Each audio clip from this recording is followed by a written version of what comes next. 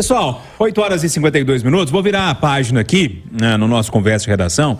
Fiz um compilado das falas do presidente Lula nessa viagem que ele faz pela América do Sul. Hoje ele chega ao Uruguai, né? Mas esteve na Argentina nos últimos dias. Olha só, Ricardo, resumindo a prosa aqui, ele elogiou a economia da Argentina, que está em crise desde 1990, prometeu retornar com os empréstimos do BNDES para países da América do Sul e também condenou as sanções americanas à Venezuela e a Cuba, que são ditaduras, precisa dizer isso. Tá certo, presidente, ou não? Ô Eduardo, nosso acirantão que tá ali na frente, nos vendo aqui, a gente que tem um pouco mais de idade que essa garotada aí, lembra daquela expressão FEBEAPÁ, né? Para os mais novos que não sabem, Festival de Besteiras que assola o país. Na verdade, isso aí foi um livro que foi escrito em 1966, hein, gente? Bem antes de eu nascer, por Sérgio Porto. Ele publicava sobre o heteronômio de Stanislau Ponte Preta e reunia justamente uma série de besteiras que diziam e faziam os políticos do país já naquela época. Em 2 ou 3 dias de viagem, Júnior, o presidente, como você mesmo falou, ele conseguiu elogiar uma inflação de 94% na Argentina e uma crise política monstruosa também.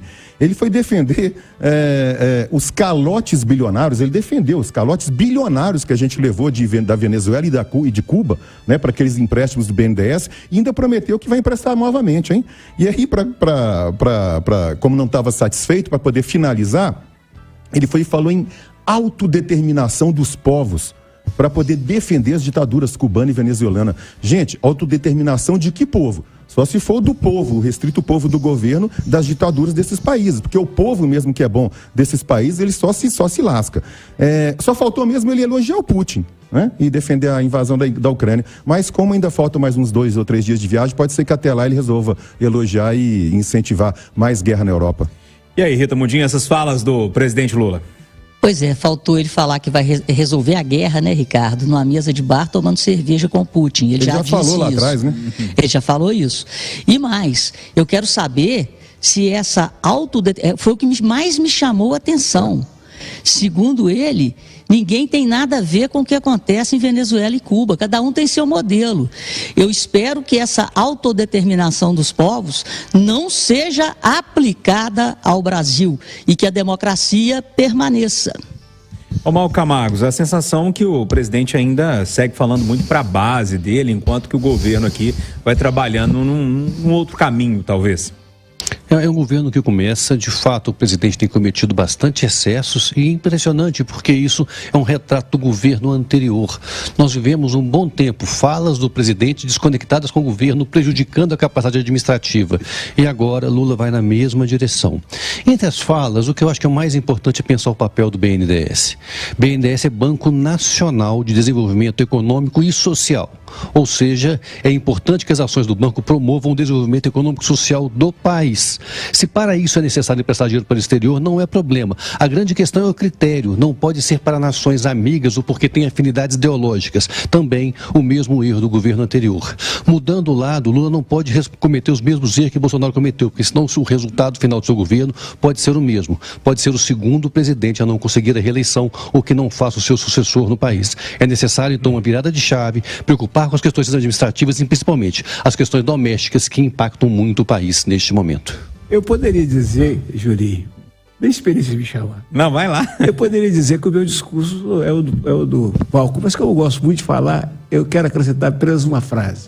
Depois da Dilma, do Bolsonaro e do começo do Lula, eu, senador que fosse, incluiria na Constituição uma cláusula dizendo que todo cidadão que se candidatar a presidente da República tem que prometer ficar calado 4 anos e não atrapalhar, principalmente o seu ministro da Defesa, que cada vez que era na boca ele está arrebentando o Haddad. É interessante, parece que a gente vive num loop, né? A gente vai ficando mais velho no jornalismo, a gente ficava aqui comentando falas de Dilma e criticando, falas de Temer e criticando, falas de Bolsonaro e criticando, agora falas de Lula e criticando. Júnior, é um déjà vu. É um déjà vu de um Cine Brasil, e os filmes que voltam a passar no Cine Brasil são aqueles que não deram certo. Ô Rita, essa é a sua praia. Fala aí, o sofrimento do Guedes com o Bolsonaro e agora do Haddad com o Lula. Porque tudo que ele fala mexe na bolsa, ô Rita. Não, e o pior que tudo que ele fala, ele desmente o que o Haddad falou. E aí a gente conta com a compreensão de um presidente do Banco Central, né, que falou, não, o presidente Lula, sobre a independência do Banco Central, falou assim, fora do contexto, e o Haddad foi muito educado, falando que o Roberto Campos Neto foi generoso na interpretação da fala do presidente. Como eu estou falando muito hoje... Vai, você pode. Então. Não é só o Lula que sofre, o Zema também sofre, viu? O que a assessoria dele fez de rolo nessa eleição da Assembleia, ainda bem que ele salvou a lavoura, teve humildade lá, falou assim, Tadeuzinho, já que eu vou perder mesmo, vamos estar no acordo para não virar outro Agostinho. Gente, é impressionante, né? O político treina, conversa, fala, ainda morre pela boca sempre. Agora, olhando pelo lado otimista da coisa toda, eu acho que prova um pouco que o Brasil é quase que um país indestrutível, né? Porque a gente acabou de falar, veio a Dilma Rousseff, a gente falou assim, não, pelo amor de Deus, a gente não sobrevive. Sai a Dilma, entra o Bolsonaro, não sobrevive. E aí vem o Lula 3.0, né? Porque já teve uma, teve duas, agora a terceira, e continua tudo igual. É o Brasil Atlético, né? O Atlético agora vive novos ares. O Atlético só foi umas 4 décadas, eu vou te falar. É o imortal. Ô Júnior, tem um nosso assinante aí do YouTube, o Rena Coelho, fala com ele que eu vou falar sim sobre o Bitcoin, mas nos meus comentários de economia. Eu vou tirar um sábado, nesse sábado agora na Itatiaia, e falo sobre a queda do Bitcoin. Bacana.